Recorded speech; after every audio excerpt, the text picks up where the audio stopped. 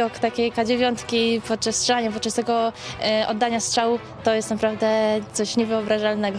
Zupełnie nowa konstrukcja, o wiele większe możliwości taktyczno-techniczne, nieporównywalnie większy zakres. Jest 3 minuty. Jest zadanie ogniowe, przyjeżdża w rejon, wszystko się rozstawia, dają nam namiary, wycelujemy się, oddajemy 3 szybkie strzały i oddalamy się w następny rejon.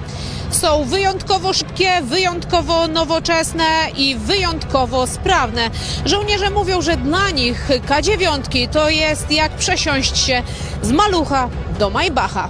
최근 한국이 자랑하는 세계 최고의 자주포 K9의 폴란드 1차 계약 물량인 212문이 9개월 앞서 조기 납품되면서 완벽하게 폴란드에 인도되었고, 현재 5월 전방 부대들은 단순한 장비 인수를 넘어 실전 사격과 기동전술 훈련까지 즉각 개시했다는 소식이 전해졌습니다. 우크라이나에 자국산 크랩 자주포를 다 퍼주면서 생겼던 그 치명적인 안보 공백이 한국 방산 특유의 미친 납기 속도 덕분에 단 1%의 지연도 없이 100% 꽉 채워진 것인데요. 그런데 말입니다. 최근 자주포 납기보다 훨씬 더 기가 막힌 일들이 폴란드와 한국 양국에서 동시에 벌어지고 있는데, 무려 71조 원이라는 어마어마한 자금이 한국 방산의 입속으로 들어가게 되었다는 분석입니다. 그럼 오늘 여기에 숨겨진 한국 방산의 진짜 저력과 반전들 빠르게 한번 같이 살펴보겠습니다. Let's get it! 현재 폴란드가 도입한 K9 전량이 올슈팅과 브라니에보 등에 전격 배치되고 있습니다. 배치 장소 라인업을 보면 정말 살벌한데요. 바로 최전방 국경을 전담 마크하는 핵심 부대들만 있기 때문입니다. 제구 브라니에보 기갑 여단은 러시아 국경에서 고작 9에서 10km 떨어진 브라니에보 주둔지에 최근 K9 방열을 마쳤습니다. 이곳은 러시아 군인들 숨소리가 들릴 수준의 일선 최전방인데요. 또한 수바우키 회랑 인근을 지키는 제일 마주리한 포병 여단까지 K9이 배치되었는데, 수바우키 회랑은 폴란드 북동부와 리투아니아 국경이 만나는 고작 65km에서 100km 남짓한 아주 좁은 육로 협곡지대로, 왼쪽은 러시아 영토 칼리닝그라드, 오른쪽은 러시아 이중대 벨라루스인데 그냥 적진 한가운데 끼어버린 샌드위치 화약고에 K9이 배치된 것이죠. K9이 배치된 최전방의 한 가지 공통점은 단연 지옥의 험지라는 것입니다. 지독한 늪지대에 빽빽한 산림, 수많은 호수로 뒤덮여 있어서 전차나 자주포가 기동하기에는 그야말로 최악의 조건을 갖추고 있는데요. 독일 펜저호비치 2000이나 미국 M109 팔라딘의 경우 너무 무겁고 덩치가 커서 이런 늪지대나 진흙탕에 빠지면 기동력이 급격히 떨어지게 됩니다. 반면에 우리 한국산 K9 자주포는 험지 돌파의 최강자인데요. 일단 태생이 대한민국 강원도의 그 험악한 산악 지형을 구르게 태어났다 보니 유럽 최악의 험지인 폴란드 북동부를 가볍게 돌파하며 시속 70km로 기동할 수 있는 전세계 유일한 대형 자주포인 것이죠. 원래 스펙상 도로 주행은 최대 시속 67km, 야지 험지 주행은 시속 40km인데 최근 해당 지역 폴란드 병사의 증언에 따르면 이곳 실전 환경에서도 속도 저하가 전혀 없다는 게 제대로 증명되었습니다. 현재 장비를 직접 받은 폴란드 부대원들의 반응은 그야말로 싱글벙글인데요. 폴란드 국영 매체는 K9 발사 순간을 보는 것이 상상할 수 없을 정도로 엄청난 경험이라며 병사들의 생생한 반응을 전했습니다. 병사들은 K9이 자신들이 지금까지 운용해온 구스련제 고즈디크 자주포와 비교하면 엄청난 질적 도약이며 훨씬 더 뛰어난 전술적, 기술적 능력과 기조차 할 수 없을 긴 사거리를 자랑한다고 극찬하였습니다.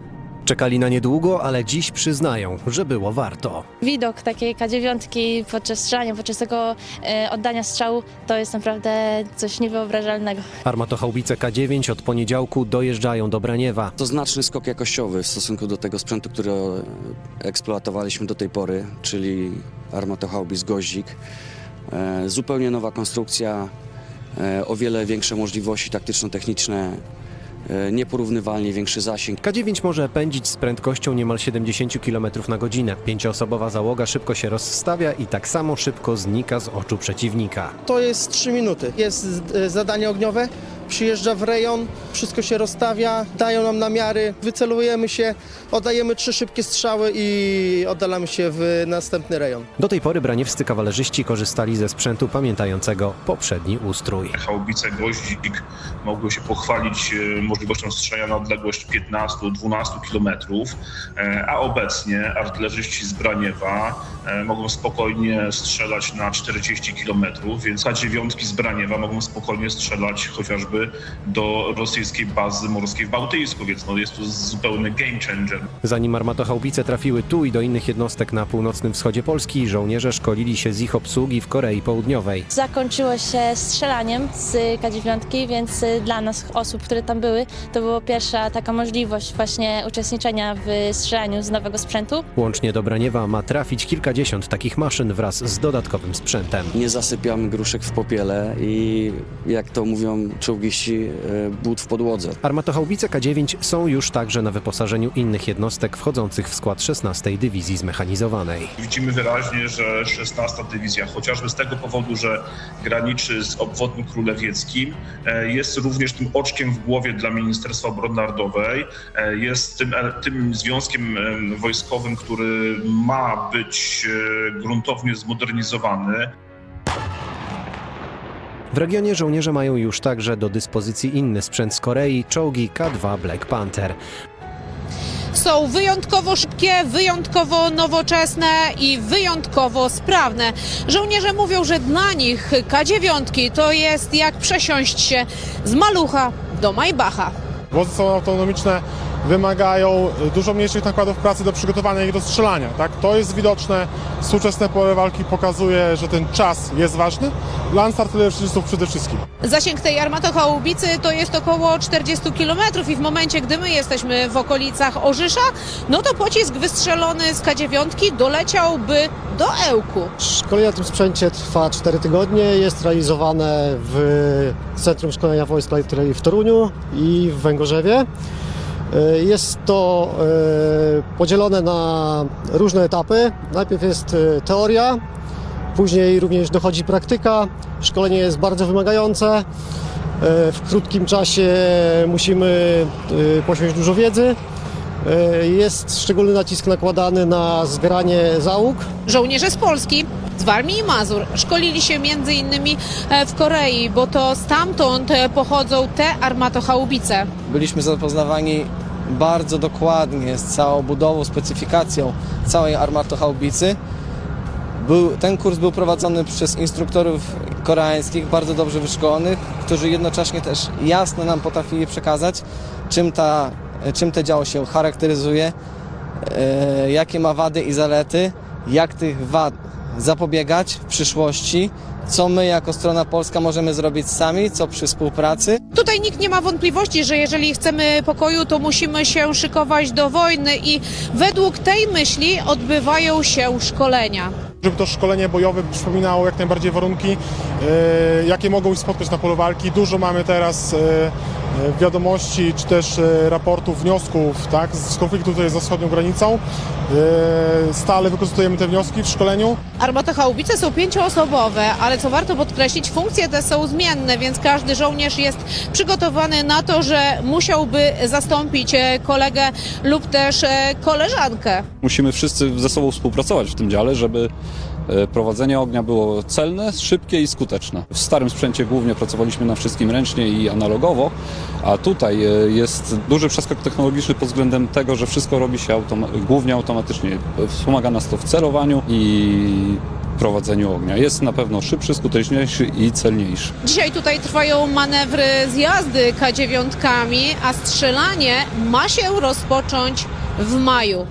현재 폴란드 정부의 차관 계약 조달 성공으로 확정된 3조 6천억 규모의 2차 실행 계약 물량 총 152문이 올해부터 본격적인 제작 및 인도 사이클에 진입할 예정입니다. 이번 물량은 K9A1 6문과 폴란드 맞춤형 사양인 K9PL 146문으로 꽉 채워져 있는데요. 이렇게 빠르고 확실하게 자주포를 넘겨주는 것도 대단하지만 진짜 핵심은 따로 있습니다. 바로 탄약이죠. 현재 전 세계적으로 탄약이 턱없이 부족해서 쏠 자주포도 없는 국가들조차 탄약 확보에 사활을 걸고 있는 상황에 K9 212문을 조기에 도입하고 또 곧바로 152문도 받을 폴란드 입장에서는 말 그대로 탄약 부족 초비상 사태입니다. 대포는 널려 있는데 포탄이 없어서 실전은커녕 훈련조차 돌리지 못할 끔찍한 상황이 발생할 수 있기 때문이죠. 이에 폴란드는 탄약 공급을 국가 최우선 과제로 잡았는데 최근 아주 충격적인 소식이 전해졌습니다. 폴란드가 거머쥔 EU 세이프 자금 전체 자금의 3분의 1을 싹쓸이하며 70조 원 국방 대출 계약을 체결하게 되면서 대대적인 탄약 수급이 가능하게 되었는데 폴란드 자국 기업 기업의 기술적 문제와 부패로 인해 세이프 프로그램의 룰을 맞추지 못하고 프로젝트에서 쫓겨나게 된 것입니다. 이에 대안으로 체코 CSG가 선정되게 되었고 폴란드 입장에서는 거액의 돈은 확보해놨는데 정작 자국 기업에는 한 푼도 쓰지 못한 채 엉뚱한 체코배만 불려주게 생긴 것이죠. 폴란드 정부를 뒷배 삼고도 탈락한 폴란드 국영방산 PG젯의 산하기업 폴스카 아무니치아는 애초에 대규모 포탄 제조 공장이나 원천 기술 라이센스도 제대로 갖추지 못한 상태에서 전 정권 인사들이 주도해 급하게 정부 탄약 예비대 사업과 EU 펀딩을 따먹기 위해 전면에 내세운 일종의 특수 목적 법인에 가까웠습니다. 폴란드 야당 의원들이 청문회에서 대놓고 공장도 없고 면허도 없고 기술도 없는 유령 같은 회사에 수조 원짜리 안보 사업을 몰아주는 건 정신 나간 짓이라고 맹비난을 퍼부었을 만큼 기반이 부실했죠. 이유는 무조건 2030년까지 실제 포탄을 완제품으로 군대에 납품 완료하라고 못을 박은 상태에서 폴란드가 자국 기업 좀 키워보려다가 금쪽 같은 시간만 날리고 자칫하면 EU한테 받을 수십억 유로의 보조금까지 통째로 날려먹을 위해 처하자 부랴부랴 대안으로 옆나라 체코의 CSG를 찾은 것입니다. 이게 지금 폴란드의 적나라한 현실인데요. 사실 70조 원이라는 돈이 있으면 뭐든지 다 될 것 같지만 현실은 시궁창으로 여기에는 PG젯의 단순한 무능을 넘어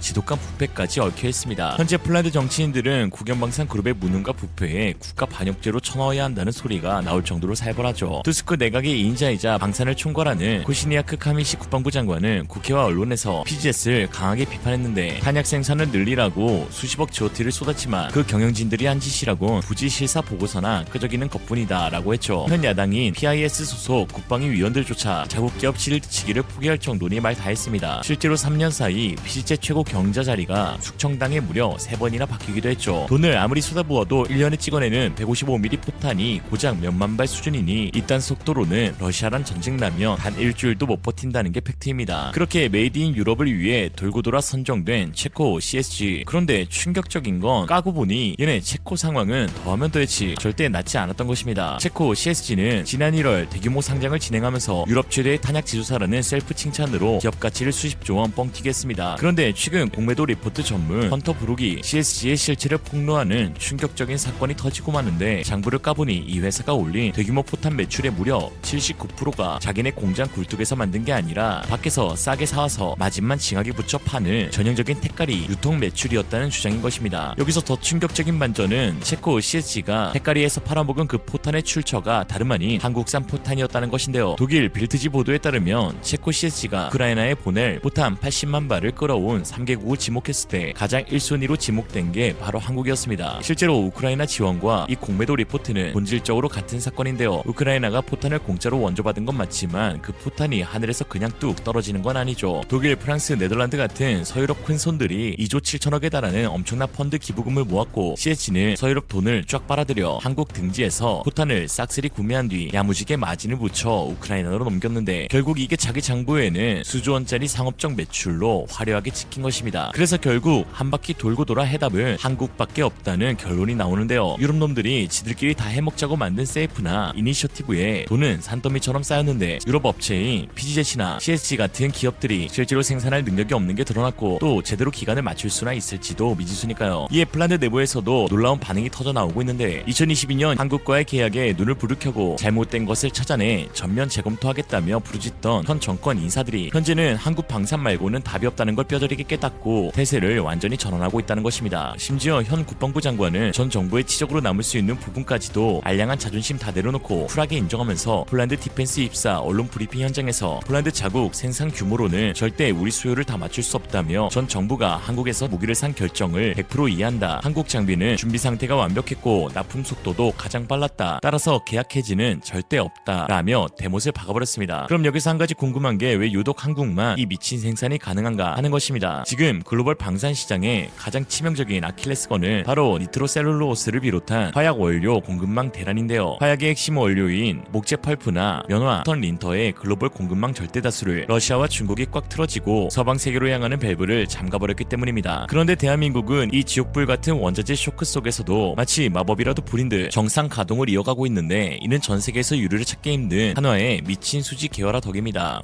유럽 방산 기업들은 쇠껍데기만 만들고 화약 원료는 중국 등지에서 사다 쓰는 깡통 구조지만 한국은 한화라는 거대 기업이 화약의 기초 원료부터 최종 무기 완성품까지 하나의 공장 라인 안에서 다 끝내버리는 완벽한 자체 생산 수직 계열화를 진작에 구축했습니다. 여천 NCC와 같은 국내 대형 화학단지에서 질산 아모니아 등 정밀 기초 화학 물질들을 다이렉트로 공급받고 구미나 보은에 있는 자체 공장에서 포탄용 추진 장약과 고폭 화약을 직접 합성해냅니다. 또한 세계적인 탄약 업체인 한국풍사는 무려 50년 동안 구축해온 구리면화 원자재의 절대 방어선으로 불리는데 핵심인 탄피용 구리와 화약에 들어가는 특수 면화 공급망을 지난 반세기 동안 지독하게 관리해왔죠. 러시아나 중국 대신 남미 칠레나 호주의 대형 광산 기업들과 수십 년 단위의 장기 공급 계약을 맺어 원자재를 안정적으로 쓸어담고 중국이 면화 밸브를 잠가도 이미 인도, 미국 등 글로벌 우회 루트를 뚫어놔서 화약용 면화 재고를 산더미처럼 비축해놨습니다. 일단 한국군이 훈련으로 사용할 수량만 해도 1년에 수십만 발이 넘으니까요. 상황이 이렇다 보니 현재 폴란드를 중심으로 EU 내부에서도 세이프 기금의 65% 룰을 유럽 영내 기업들끼리만 쪼개먹는 건 현실적으로 불가능하며 한국 같은 압도적인 제3국과 연합 협력을 맺고 같이 가야 한다는 목소리가 폭발하고 있습니다. 일단 폴란드 국방부 장관은 나토 5개국 연합 브리핑에서 아예 한국을 콕 집어 언급하기도 했죠. 이 분위기에 유럽연합 본진인 브뤼셀에서도 서서히 한국에 대한 공식적인 빗장을 풀기 시작했는데 EU 집행위원회 톰 레니의 대변인은 브리핑을 통해 대한민국과 터키가 EU 세이프 프로그램의 공동 조달 및 방산 협력을 위한 공식 양자 협상 조율에 들어갔다고 전격 발표했으며 한국 역시 이미 작년 9월 250조 규모의 EU 세이프 프로그램에 참여하겠다는 공식 의향서를 제출 완료한 상태입니다. 그럼 한국이 이 달달한 세이프 기금을 합법적으로 따먹을 수 있는 가장 강력한 무기가 뭐냐? 바로 폴란드 현지에서 생산되는 세계 최고의 한국산 자주포 K9PL입니다. K9PL은 자주포 원가에서 큰 비중을 차지하는 사격 통제 컴퓨터, 디지털 전장 관리 시스템, 무전기, 내부 통신망 등 핵심 두뇌를 폴란드 자국 기업인 WB그룹의 톱바지 시스템으로 100% 통째로 갈아 끼워 두뇌의 국산화를 이뤄냈습니다. 몸통의 경우 한국 하나에어로스페이스는 파워팩이나 포신 같은 핵심 기술을 수출하고 실제 철판을 용접하고 바퀴를 달고 조립하는 묵직한 공정을 폴란드 국영기업 PZ사나 현직 공장에서 폴란드 노동자들의 손으로 진행합니다. 그 결과 폴란드산 내장재 부품값에 폴란드 공장의 인건비 그리고 현지 조립 부가가치가 합산되면서 깐깐하기 그지없는 유럽산 비중 65%라는 가이드라인을 아주 가뿐하게 통과해버릴 수 있게 되죠. 현재 하나에어로스페이스는 폴란드 현지에 155mm 포탄과 모듈형 추진장약 MCS를 직접 찍어낼 공장 설립을 공식화하며 최종 단계에 진입했습니다. 여기에 K9 창정비 및 유지보수 기술 이전 인프라도 이번 달에 구체적인 타임라인이 뜬 상태이며 K9 자주포의 야전 정비 교육은 진작에 100% 완료되었습니다. 아무튼 뭐만 했다 하면 빨리 끝내버리는 대한민국, 역시 국가번호 8위의 나라답다. 유럽이 굳게 걸어잠갔던 거대한 방산 금고의 문을 압도적인 실력과 치밀한 현지화 전술로 박살내고 당당히 돈다발을 쓸어담는 대한민국 방산의 진격은 이제 막 시작되었을 뿐입니다. 오늘의 한 줄 평, 그냥 하품하려고 입 벌린 건데 다 먹게 된 대한민국.